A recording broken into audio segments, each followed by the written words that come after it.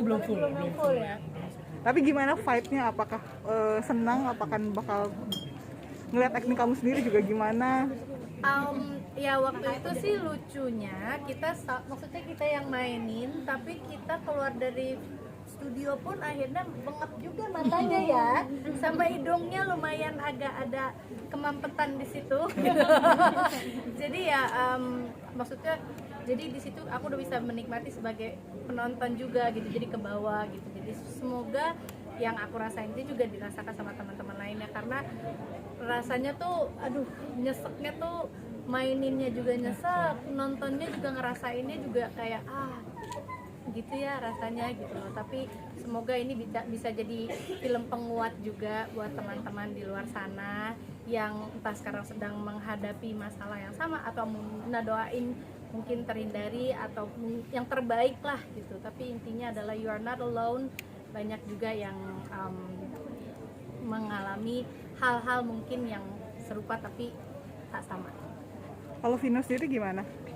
Sama sih waktu itu sama, kita nonton bareng lagi, terus kita nonton jujur ini dieditnya jadi lebih bagus lagi gitu. Aku nggak nyangka hasilnya, walaupun film ini nggak memaksa orang itu harus ayo nangis gitu, harus dijejelin dengan adegan-adegan sedih, tapi justru itu yang membuat kita jadi berpikir gitu. Bahkan banyak banget adegan-adegan yang nggak diisi musik gitu, yang memang benar-benar kayak real banget. Buat saya ini salah satu ensemble yang luar biasa sih, karena saya ngeliat mulai dari pemeran utama sampai pemeran supportingnya tuh semuanya dapat porsi yang pas dan akhirnya berkesan gitu ketika kita nonton. Jadi nggak ada satupun karakter yang disia-siain di film ini. Saya senang sih. Itu gimana sih Kak, sampai mungkin bisa akhirnya keluar mungkin acting yang natural? Juga nanyanya gitu. Gimana? Apa ya, maksudnya sama lah gitu, kita mungkin pernah ada di posisi yang kehilangan 2 kali apalagi gitu kan, kedua orang tua saya udah nggak ada, dan itu juga kan pengalaman yang nggak bisa kita kalau ditanyain kayak gimana sih nggak bisa gitu loh. Tapi begitu pas kayak kemarin pas baca skripnya terus begitu adegannya gitu tuh kayak wah lumayan ya, agak kayak ternyata aku pernah di sini loh, dan rasanya kurang lebihnya kayak gini, walaupun mungkin beda-beda ya, di sini kasusnya juga kan beda gitu. Tapi ya adalah rasa yang sedikit kayak dari sini tuh kayak aduh ini tuh ternyata satu rasa yang kalau bisa kita hindari ya kita hindari, tapi kan bagaimanapun juga namanya hidup, ada yang hidup juga ada yang mendahului kita gitu loh. Jadi lumayan ngorek juga gitu. Jadi makanya di ini film tuh lumayan, waktu kita ada pas lagi ada berapa adegan tuh yang kita harus bener-bener sendiri, kamu sendiri, kita sendiri gitu, adegannya agak berat juga buat kita. Terus ada yang sampai kelewat malah udah di-cut malah gak bisa berhenti nangis juga gitu. Ya semoga itu rasanya nyampe deh. Oke, Kak Vino sendiri belajar menjadi pejuang ALS itu sendiri berapa lama tuh Kak sampai akhirnya? Kayaknya ini banget ya. Kita Mirip banget. readingnya itu sebulan ya, kita reading sebulan gitu. Terus readingnya itu bahkan hampir jarang banget membaca skrip yang ada di dalamnya gitu. Tapi kita saling kasih masukan. Ini saya seneng sih. Kita saling kasih masukan menurut Nay gimana, menurut Eno gimana, menurut Dinda gimana, terhadap karakter masing-masing gitu. Dan buat saya itu jadi masukan buat saya sendiri sih. Dan saya terima kasih banget buat sama Sinmaku karena memberikan waktu untuk saya untuk ketemu sama pejuang ALS langsung. Saya ketemu ada laki-laki, ada yang perempuan gitu. Saya ketemu sama caregivernya, saya ketemu sama dokternya, ketemu sama Yayasan ALS Indonesia, ikut seminar. Jadi kalau kita nggak ketemu langsung tuh kayaknya susah banget mas, susah banget untuk bikin seperti itu gitu, karena setiap itunya tuh beda-beda, setiap pejuang ALS tuh tanda-tanda itu beda-beda. Jadi mana nih yang mau kita ambil gitu, mana penurunan yang mau diambil sama dia dari fase masih bisa gerak, masih bisa ngomong sampai akhirnya yang terakhir nggak bisa ngomong gitu. Dan yang paling penting adalah bagaimana menanamkan dalam diri saya gitu ketika main itu bahwa ALS ini nggak ada obatnya. Sampai sekarang tuh nggak ada obatnya. Jadi orang tahu cancer, orang tahu yang lain, tapi orang nggak tahu ALS gitu. Dan ketika tahu ALS apa sih? Begitu dibuka ini nggak ada obatnya dan pasti mohon maaf menuju ke kematian, itu gimana gitu? Reaksinya seperti apa gitu. Cuman yang menguatkan buat karakter Arga adalah saya pernah ketemu sama satu pejuang ALS, dia bilang mungkin ini saat ini belum ketemu obatnya, tapi Tuhan pasti memberikan sesuatu yang nggak akan sia-sia gitu. Pasti akan ada sesuatu di balik ALS ini yang tidak ada obatnya, atau mungkin nanti akan ditemukan obat yang lebih besar. Pokoknya Tuhan punya cerita indah untuk para pejuang ALS ini, dan itu membuat saya jadi di level ketika sudah bisa diterima keluarganya, harapan-harapan itu yang saya dengar langsung dari mereka, saya keluarin di film ini. Jadi bukan cuma ngejual sakitnya, tapi ada harapan gitu loh. Itu sih yang ketika orang keluar nonton jadi sedih, tapi ada harapan gitu untuk mereka semua. Tapi Untuk akhirnya Vino kayak gesture itu apa dilakukan workshopnya atau latihannya itu seperti apa sih, kan untuk kayak apa itu kan sulit ya untuk bisa jadi tiba-tiba. Saya harus lihat langsung orangnya gitu. Jadi ada satu apa namanya ya pejuang ALS-nya, ada Pak Kurniawan juga namanya, dan sekarang orangnya udah almarhum. Jadi waktu kita pertama kali riset kamar dia masih datang gitu sampai film ini selesai, dia nggak sempat nonton filmnya gitu. Dan kalau teman-teman nanti nonton di endingnya itu ada yang berbicara, itu adalah orang-orang asli yang kita mainkan sebenarnya, tanpa kita plotting ini loh, kita nggak ngasih tahu itu, tapi itu adalah orang-orang asli yang kita mainkan. Jadi apa yang ada di film ini, dokternya, siapanya, itu semuanya ada orangnya, tinggal kita menerjemahkannya gimana gitu. Tadi Mas ada yang ketinggalan. kalau Kak Vino sendiri akhirnya dari belajar dari sosok Arga ini jadi banyak hikmah nggak sih, mungkin dalam kehidupan sehari-hari jadi lebih banyak bersyukur atas nikmat yang Jadi ternyata itu nggak sih? niat baik aja, cinta yang begitu besar aja ternyata nggak cukup. Harus ada komunikasi yang benar. Menyimpan segala sesuatu walaupun itu baik, pasti akan ada efeknya. Bisa jadi baik, bisa jadi buruk.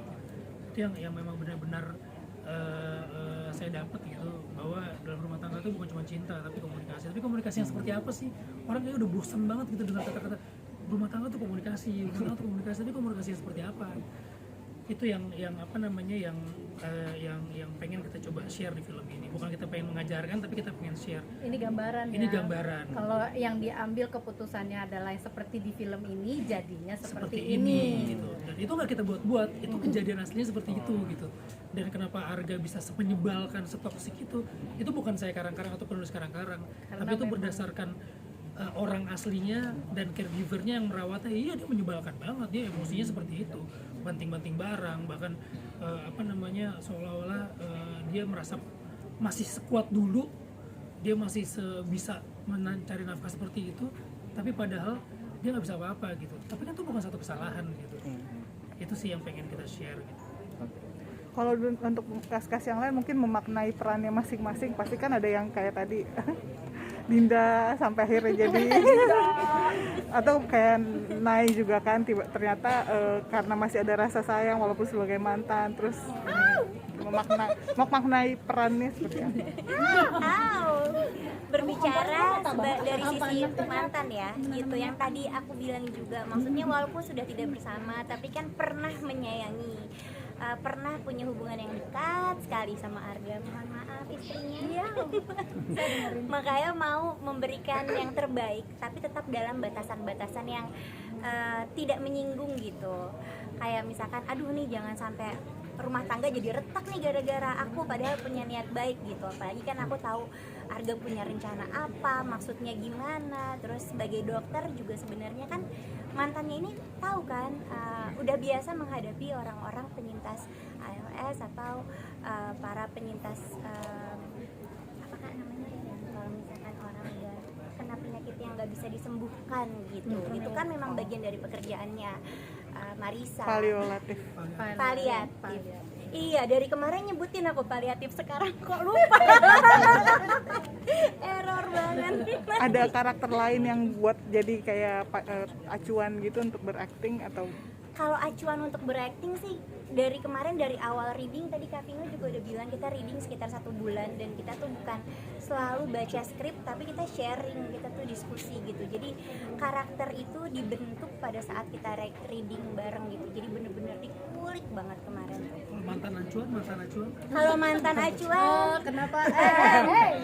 kayaknya red flag deh ngomong gitu. Kelar nanti aku ngomong. Kalau mantan acuan sayang. Ada yang mau tambahin lagi yang lain? Aman?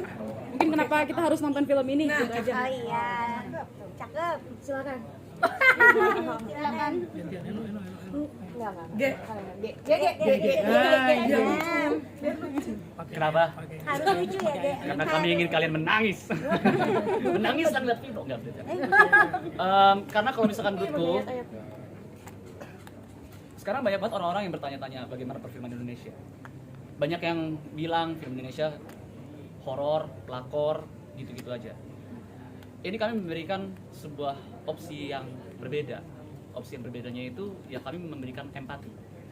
Ketika kalian nonton film ini, apakah perasaan kalian ketika keluar itu kesal atau kalian berempati? Sesimpel ketika kalian keluar itu kalian berempati melihat bagaimana ya Hanggini sama Nala, kehidupan bagaimana ya ke depannya. Nah itu dia yang kami tawarkan. Kami ingin membawa di tahun ini orang-orang untuk kembali berempati, untuk kembali mengingat kembali orang-orang yang mereka kehilangan, karena kan hidup itu kan lengkap ketika kita sudah kehilangan orang yang kita sayang. Jadi kami ingin mengingat kembali dan kami ingin memberitahu bahwa hidup itu singkat dan itu membuat indah, karena kata I love you hari ini bisa berarti kata terakhir di hidup orang itu. Jadi silakan tonton filmnya dan jadilah orang yang berempati terhadap keluarga kalian.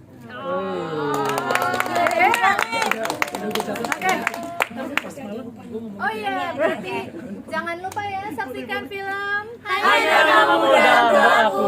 Mulai tanggal 21 Agustus 2025 di seluruh bioskop Indonesia. Sampai ketemu di bioskop. Sampai ketemu di bioskop.